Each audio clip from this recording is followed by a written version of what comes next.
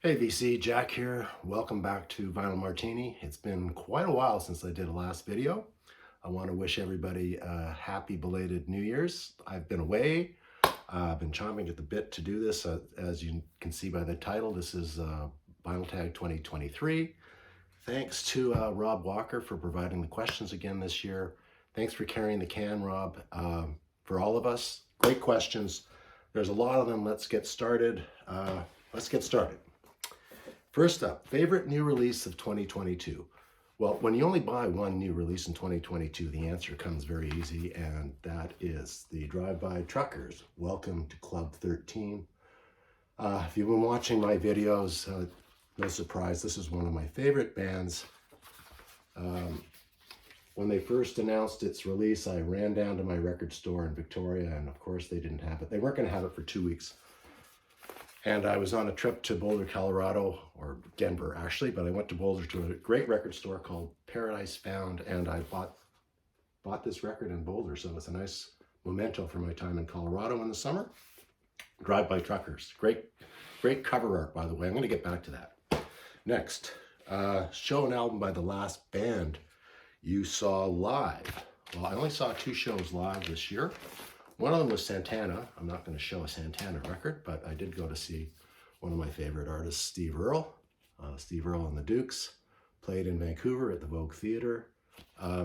This is The Low Highway from 2013, and actually the last time I saw Steve Earle was in 2013 when this record was released. This record is great, by the way. Calico County is a fantastic song, and if you get a chance, check out this song Invisible on YouTube. Watch the video for it. Great song, great video about homeless people. Fantastic. Steve Earle, great show. Their first album was their best. Rob, that's a sneaky question, isn't it? But anyways, I thought I would show the New Riders of the Purple Sage, their first album, first release from 1967. Great country alt band in the vein of the Grateful Dead. Jerry Garcia's in the back cover there. He's sitting in the hallway with them. Great song. What You Gonna Do is great. Dirty Business is fantastic. Glendale Train. Last Lonely Eagle is a fantastic song. They've done some great records. Not to say that their subsequent albums aren't great, but it's hard to beat this one for mood and the style that they first presented. The trifecta question. Oh, Rob, I've got 1, the album, Little Feat, Feats Don't Fail Me Now. This is a 1974 release. I've had it since 1974. I bought it when it was first released. I've got the CD. But shame of shame, I do not have the cassette, so I certainly don't get full marks for that one. That was a toughie. Just as a side note, I decided not to replace my record collection after I bought this and compared the two. The LP sounds so much better. Highs and lows are just lost on this. Good for the car, but that's about all. Definitely would not want to listen to this at home. Little Feat, Feats Don't Fail Me Now. An album that starts and ends with the same letter. Chose an Ian Hunter record. It's called Short Back and Sides. So S and S. It's another great record by Ian Hunter, one of my favorite artists. Produced by Mick Ronson and Mick Jones. So great production on there. Ian worked a lot with Mick Ronson. Really good record. Highly suggest you check it out. Ian Hunter records are cheap. Someone born the same year as you. Oh my God. That means they're really old. Elvis Costello and I share the same birthday. He was born in August. I was born in July. We're close. And he lives up the road with Diana Krall. He lives in Nanaimo. One of his homes is in Nanaimo. I'm not saying he lives in Nanaimo full time, but he does live on the island. This is a comp called Taking Liberties. I could have shown any. I've got all of his records, I think. Well, maybe not all of them. He's got quite a few records. Maybe not his latest releases, but I love Elvis Costello. always makes me happy. Elvis Costello. Most listened to album of 2022. Well, I'm late to the party on this band, that's for sure. But I've been listening to Porcupine Tree, and this is called Up the Down Stair. Fantastic band. It's remastered by Steven Wilson. It was first released in 1993, remastered in 2016, and I have been trying to buy all of the Porcupine Tree albums. I buy maybe 2 or 3 a year because they're quite expensive, but every time I get a new one, they're great, and I've been listening to this quite a bit. Nice album. The most listened to artist of 2022. Well, I've been listening to a hell of a lot of John Renbourn. John Renbourn is a guitarist, basically an acoustic guitarist, but a fine electric guitarist as well. Plays a lot of traditional English folk music, Baroque music, music from the Renaissance. And in the last 2 years, I think I've picked up about 15 or 16, 17 John Renbourn records. I can't believe that I find them. They're usually well priced, like $5 to $10 each. So whenever I run across one that I don't have, I grab it. And I've been listening to a lot of this very nice, quiet, soothing music. You can play it in the middle of the afternoon, late at night. Perfect for that. Show an Australian artist or band.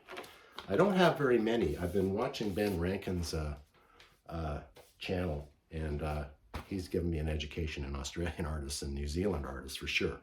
But one of the ones I do have is Radio Birdman. This is a early punk band from Sydney, I think, isn't it, Ben? I think they were founded in 1974.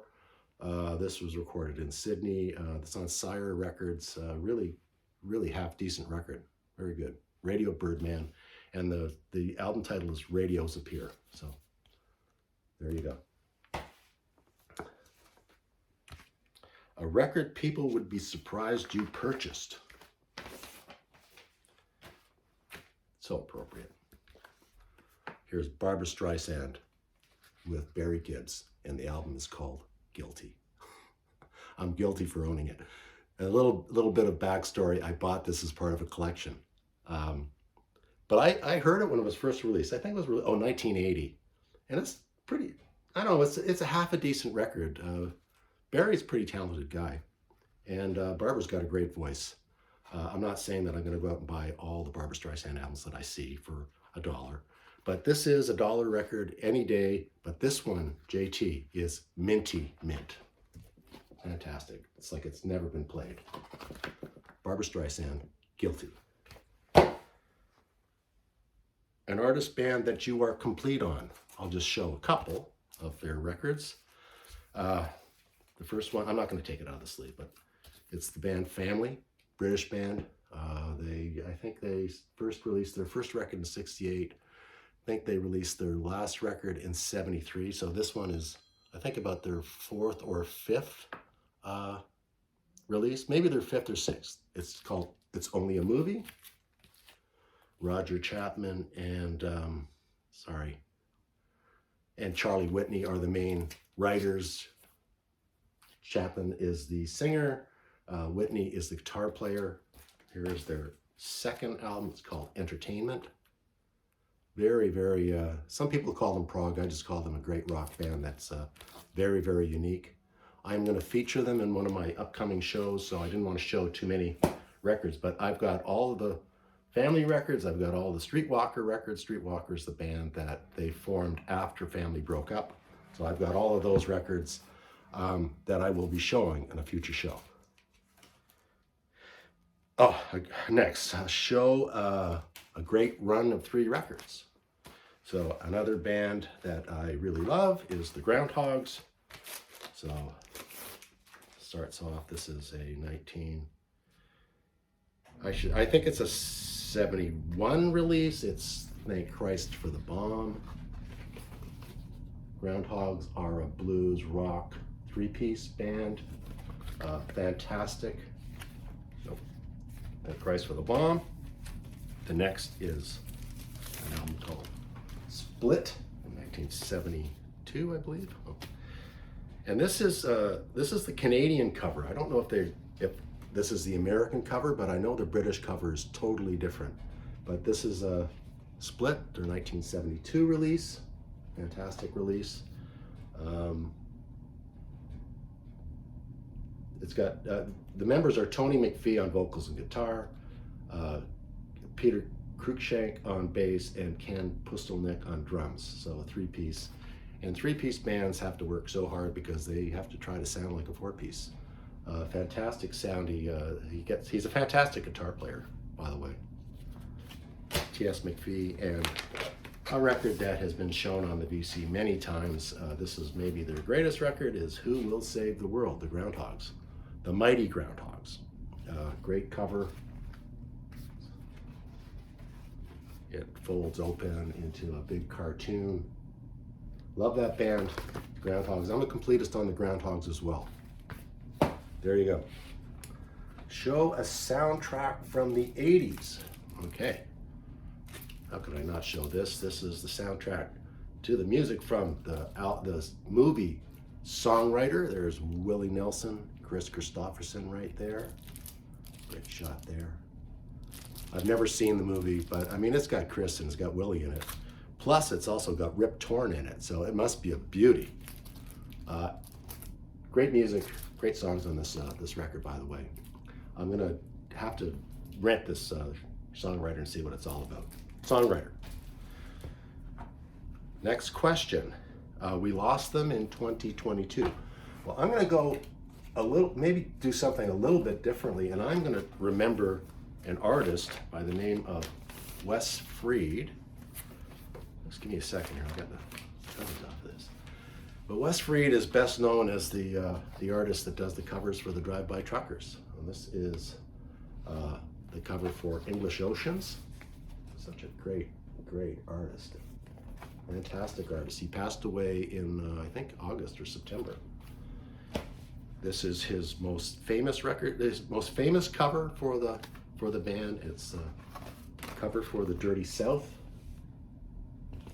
It's great. You know.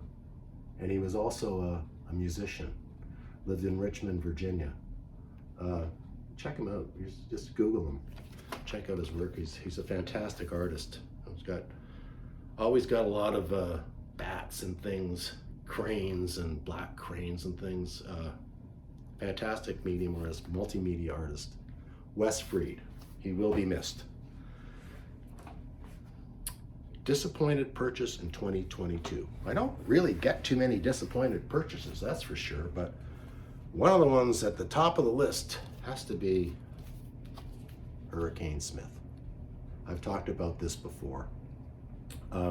Hurricane Smith used to be the engineer. He engineered sessions for Pink Floyd and Barclay James Harvest, and he engineered sessions for the Beatles, and then he turned his hand to becoming a musician, singer, whatever, I guess.